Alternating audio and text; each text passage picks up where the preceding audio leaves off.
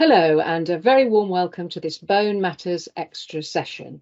This is a follow-on from the previous Bone Matters session about risk factors for osteoporosis and fractures. I'm Sarah. I'm a specialist nurse and clinical advisor at the Royal Osteoporosis Society, and today I'm joined by my colleague Julia Thompson. Julia manages the helpline and leads the specialist nurse team at the charity. So hello and welcome, Julia. Hello, Sarah. I'm really looking forward today to having this conversation about risk factors. I know it's something that we hear about a lot on the helpline. That's right, isn't it? It is indeed. It's a frequent topic that comes up in lots of conversations on the helpline. And I expect you listened to Professor Gitto's on the Bone Matters conversation. Did you think it was a useful one? I certainly learned a lot myself. Yeah, it was extremely useful, and I think he bravely tackled the whole issue of bone density and the role it plays, and the importance of other risk factors, which I think is quite confusing. Yes, it was really good to have that time, I think, to go into a bit of depth on that topic. I certainly found the information about bone density as a risk factor a very, very useful one, really. It's something that it's quite tricky to explain and for people to understand.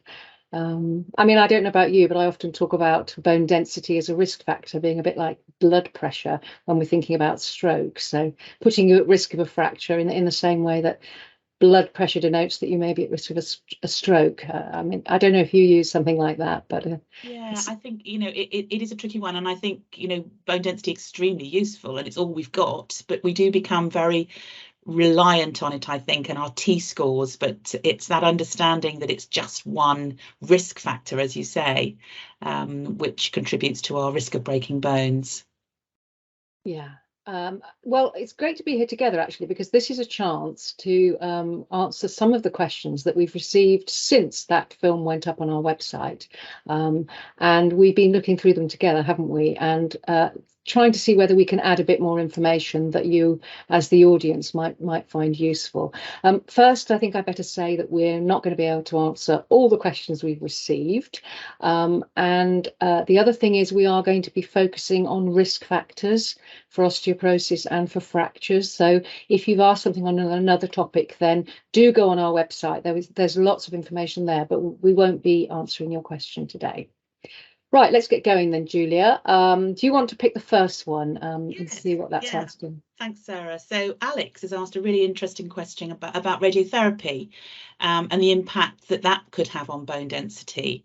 Obviously, she's worried that this may be a risk factor, and I think the general answer to that is in principle, no. Radiotherapy is not going to affect the bones negatively. There are extreme cases that we do hear about where people have very high doses of radiotherapy in one particular area, which can cause fragile bones in a specific area, like perhaps the chest or ribs, and there is a condition called osteonecrosis which can occur, but that is rare, and that would be really in cases where people have extremely high levels of radiotherapy.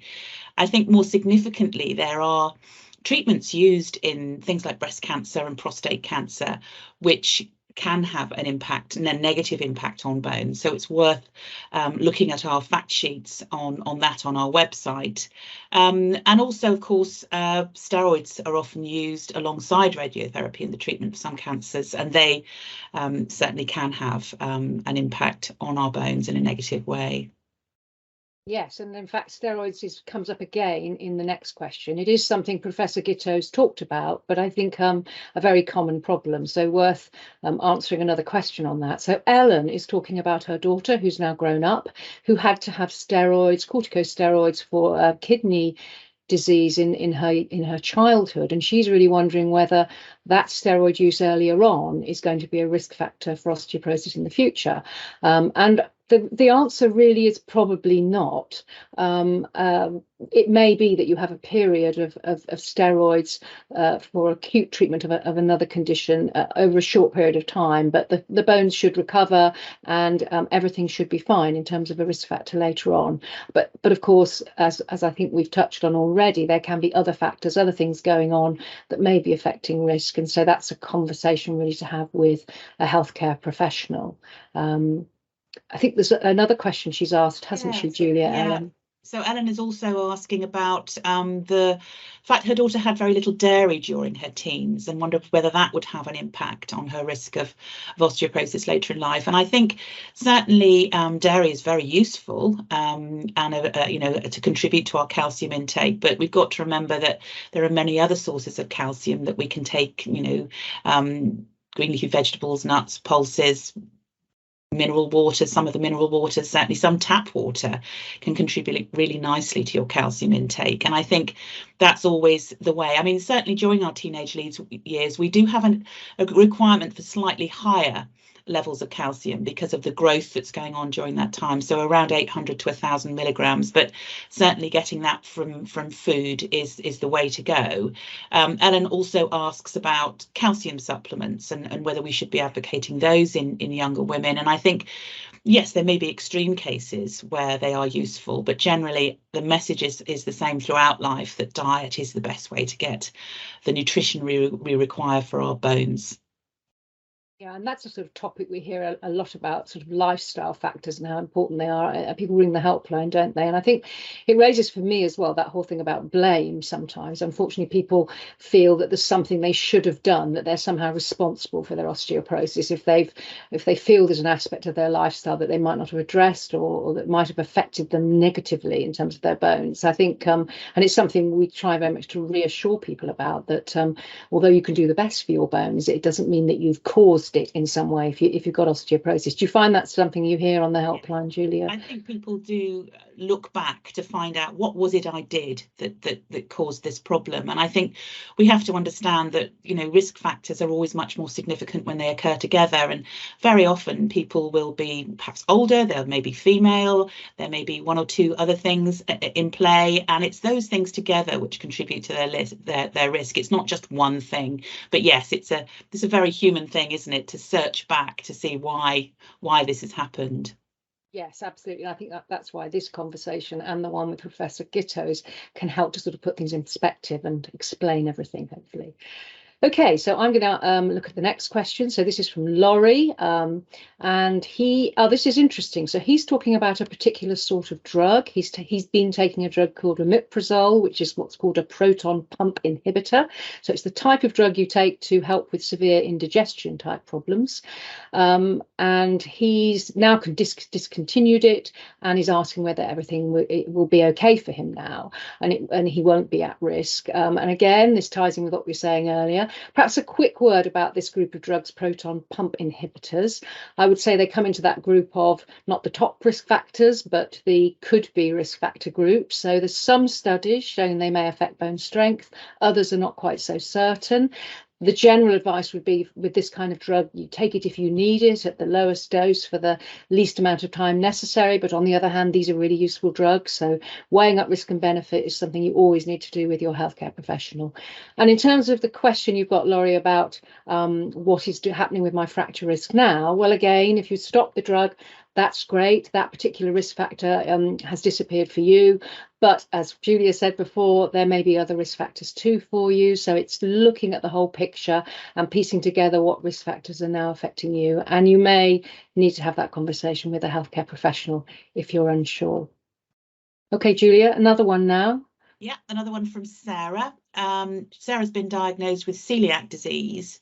And although she says she's now on a strict gluten-free diet, she's wondered whether this has increased her risk of osteoporosis more than someone who is not celiac. Now, as it stands, it's once somebody has their diet sorted and they're on their strict gluten-free diet, bones do not seem to be affected.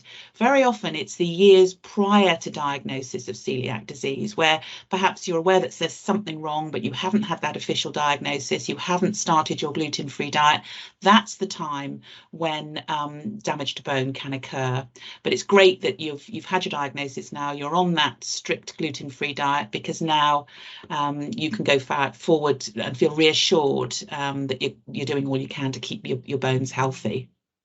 Yeah, and I think that again raises that whole issue about a positive action that you can take when you know you're at risk. So in other words, if you're managing an underlying condition which affects bones, then you're taking some great steps towards doing the best for your bones. So I think that's a good reason to understand and know about risk. A good example there. Okay, oh, I've got a rather tricky one, Julia. This is from Liz, and she's talking about I'm saying tricky in that it's an unusual and quite complex underlying condition again, so something called mastocytosis. And I would just say before we talk about that there are a huge range of medical conditions where there is some aspect of that condition that may affect bone. And this is one of those. So this is a condition where you have a large number of a certain type of a cell that's involved in immunity. So that's the mast cell, and you get a lot of those settling under the skin and causing irritation and other symptoms, and can in fact affect other organs in the body.